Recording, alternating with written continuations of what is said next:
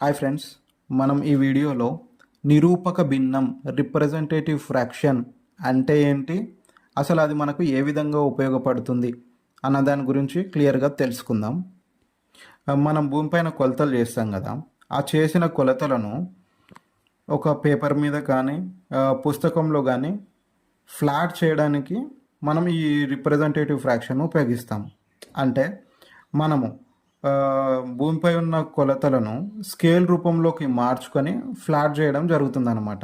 ఇప్పుడు అది ఎలా అంటే, ఇప్పుడు మనం కొలిచిన ఫీల్డ్ ఉంది కదా, దాని పొడవు వచ్చేసి ఒక 100 మీటర్లు ఉందనుకోండి. ఆ 100 మీటర్లను పేపర్ పైన గీయలేం కదా, కాబట్టి మనం ఆ 100 మీటర్లను ఏం చేసుకుంటాం, స్కేల్ రూపంగా మార్చుకొని పేపర్ మీద ఆ కొలతలను గీస్తాం అన్నమాట. ఎగ్జాంపుల్, భూమి మీద ఒక చైన్ ఉందనుకోండి, పొడవు వచ్చేసి ఒక చైన్ వచ్చింది అనుకోండి, దాన్ని పేపర్ మీద మనం 1 సెంటీమీటర్గా గీసామనుకోండి. ఇప్పుడు 1 సెంటీమీటర్ పేపర్ మీద ఉన్నది ఈక్వల్ టు భూమి పైన ఒక్క చైన్ తోటి సమానం. ఓకే, ఇప్పుడు మనకు ఒక్క చైన్లో 100 లింకులు ఉంటాయి. ఒక్క లింక్ వచ్చేసి 20 సెంటీమీటర్స్ ఉంటుంది కదా. ఆల్రెడీ మనం ఇంతకుముందు వీడియోలో తెలుసుకున్నాం కదా, మనకు ఒక చైన్ పొడవు వచ్చేసి 20 మీటర్లు ఉంటుంది, ఒక్క లింక్ పొడవు వచ్చేసి 20 సెంటీమీటర్లు ఉంటుంది.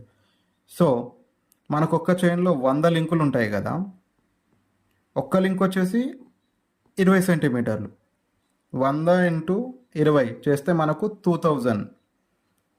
సో 100 లింకులు ఈక్వల్ టు 2000 సెంటీమీటర్స్. సో ఈ 2000 సెంటీమీటర్స్ భూమి మీద ఉంటే మనం పేపర్ మీద వచ్చేసి 1 సెంటీమీటర్గా గీసుకున్నాం అనమాట.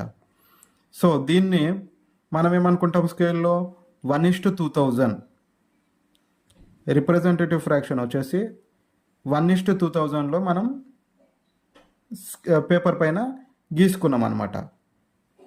సో అదేవిధంగా ఇప్పుడు పేపర్ మీద మనం 1 సెంటీమీటర్ని భూమిపై వచ్చేసి హాఫ్ చైన్ అనుకున్నాం అనుకోండి, మనకు ఫుల్ చైన్ వచ్చేసి 100 లింకులు ఉంటే హాఫ్ చైన్ వచ్చేసి 50 లింకులు కదా.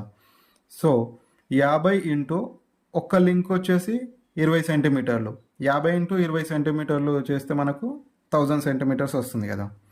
సో ఈ 1000 సెంటీమీటర్స్ భూమి పైన ఉంటే మనం స్కేల్ పైన 1 సెంటీమీటర్గా తీసుకున్నామని అర్థం.